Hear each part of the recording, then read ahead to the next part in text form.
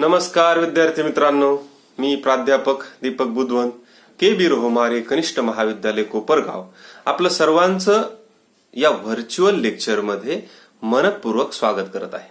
आपण 11वी राज्यशास्त्राचा अभ्यास या ठिकाणी करतोय आणि 14 तारखेपासून आपली पहिली मिड टेस्ट ही सुरू होते आहे. त्याच्यामध्ये आपण ऑनलाईन पद्धतीने ही देणार आहोत. त्यासाठी गुगल फॉर्म पाठवलेला आहे. गुगल फॉर्मवर आपल्याला 25 प्रश्न 25 गुणांसाठी विचारलेले असतील, म्हणजे 1 मार्कासाठी 1 प्रश्न हा असेल आणि त्यामध्ये आपण जे बरोबर उत्तर आहे त्याला आपण टिक मार्क त्या ठिकाणी करायचे आहे. तुम्हाला जे पर्याय आहे ते पर्याय सुद्धा तिथेच दिलेले असतील, म्हणजे उत्तर हे बहुपर्यायी असतील, एकापेक्षा जास्त उत्तर तिथं असतील. त्यातलं बरोबर उत्तर आपल्याला त्या ठिकाणी लिहायचं आहे. आपल्याला या वर्षी अभ्यासासाठी एकूण 10 प्रकरणं होती. पहिली 3 प्रकरणं ही अभ्यासक्रमातून कमी केलेली आहे. त्यामुळे 4थ्या प्रकरणापासून आपण अभ्यासाला प्रत्यक्ष सुरुवात ही केलेली आहे. आता 4थ्या प्रकरणाच्या ज्या धड्याखालची जी प्रश्न आहे ऑब्जेक्टिव्ह स्वरूपाची, त्याचा अभ्यास आपण या ठिकाणी करण्याचा प्रयत्न हे करणार आहोत. ते आपण सोडून घेऊ, जेणेकरून आपल्याला प्रश्नपत्रिका सोडवत असताना किंवा येणारे जे गुगल फॉर्मवरचे प्रश्न आहेत ते समजण्यासाठी आपल्याला सोपे जाते. त्याच्यामध्ये पहिला प्रश्न आहे तो म्हणजे दिलेल्या पर्यायांपैकी योग्य पर्याय निवडून विधाने पूर्ण करा. त्यातला पहिला आहे तो म्हणजे अलिखित संविधान टिंबटिंब या देशात आहे. पर्याय आहेत युनायटेड किंगडम, भारत, दक्षिण आफ्रिका, अमेरिका. आणि त्याचं उत्तर आहे युनायटेड किंगडम.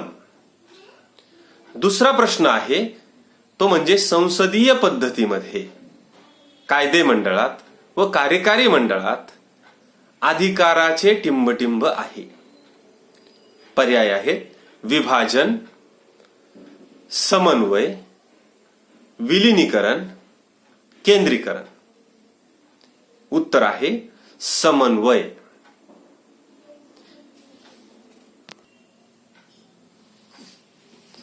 तिसरा प्रश्न आहे तो म्हणजे अमेरिकन संविधानाच्या प्रथम 10 दुरुस्त्यांना एकत्रितपणे टिंबटिंब संबोधले जाते.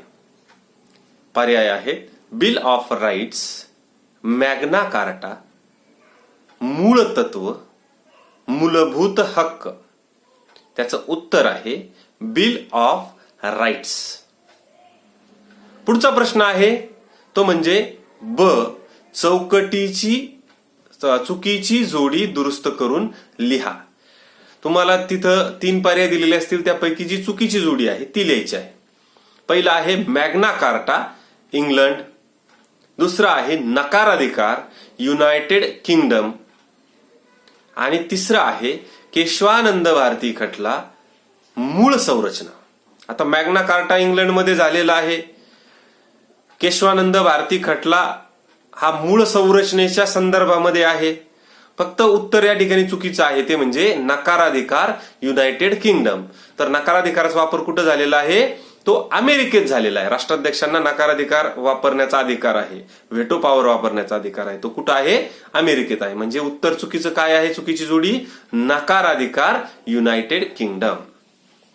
पुढचा प्रश्न आहे क गटात न बसणारा शब्द ओळखा. इथं तुम्हाला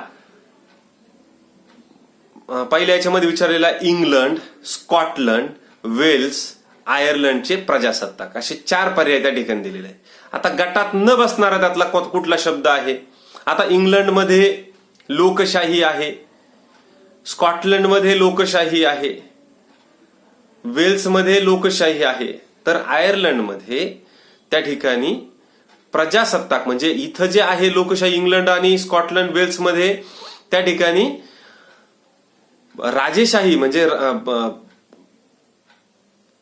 अशा पद्धतीची तिथं राजा हा प्रमुख आहे, राष्ट्रप्रमुख. तर आयर्लंडमध्ये प्रजासत्ताक आहे, म्हणजे जो राष्ट्रप्रमुख आहे तिथं प्रजेची सत्ता आहे. इथं मर्यादित राजेशाही आहे, तर या ठिकाणी प्रजासत्ताक आहे आयर्लंड. म्हणून गटात न बसणारा शब्द आयर्लंडचे प्रजासत्ताक हा त्या ठिकाणी उत्तर हे बरोबर येतं. पुढचं आहे ते म्हणजे गटात न बसणारा शब्द ओळखा. त्याच्यामध्ये 4 पर्याय दिलेले आहे: भारत, ऑस्ट्रेलिया, कॅनडा आणि अर्जेंटिना. आता भारत, ऑस्ट्रेलिया आणि कॅनडा या ठिकाणी संसदीय लोकशाही आहे, तर अर्जेंटिनामध्ये अध्यक्षीय लोकशाही आहे. त्याच्यामुळे गटात न बसणारा शब्द हा अर्जेंटिना हा होतो.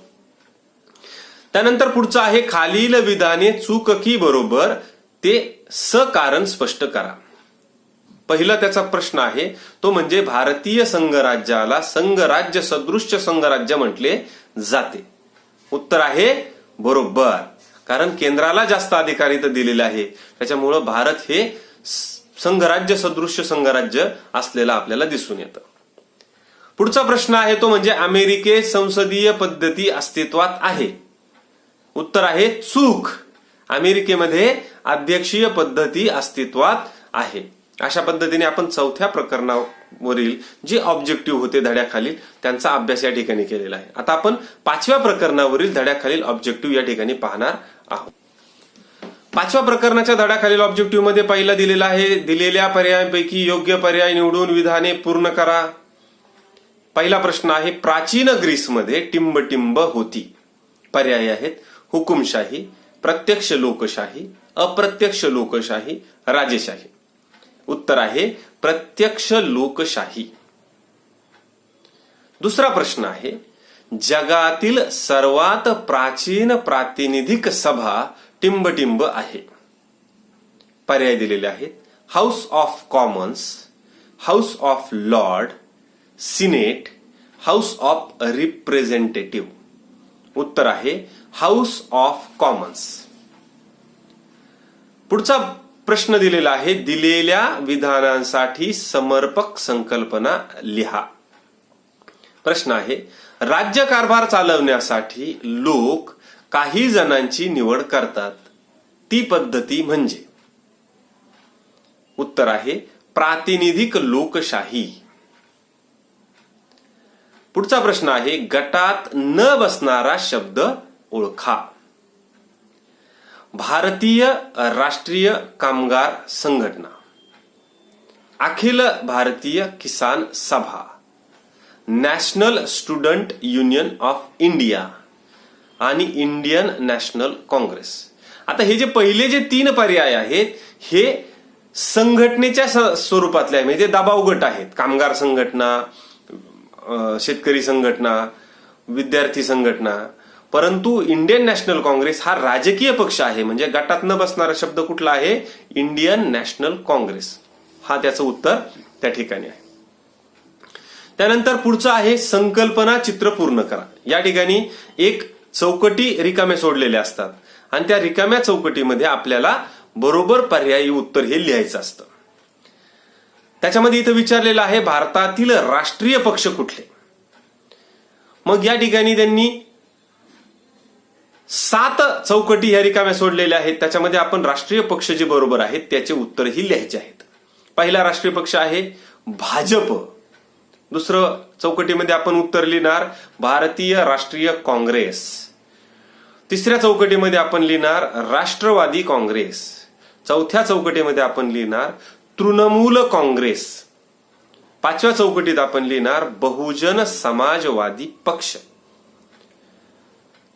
6व्या चौकटीमध्ये आपण लिहिणार भारतीय कम्युनिस्ट पक्ष आणि 7व्या चौकटीमध्ये आपण लिहिणार मार्क्सवादी कम्युनिस्ट पक्ष. अशी 7 राजकीय पक्ष ही राष्ट्रीय पक्ष म्हणून भारतामध्ये आहेत. त्या पक्षांचा आपल्याला या ठिकाणी लिहायचे आहेत.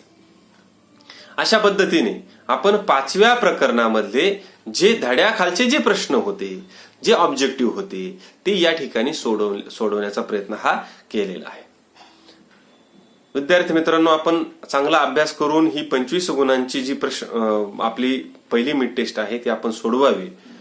आपण घरी राहा, सुरक्षित राहा, आपल्या घरच्यांची काळजी घ्या, अभ्यास करत राहा. धन्यवाद.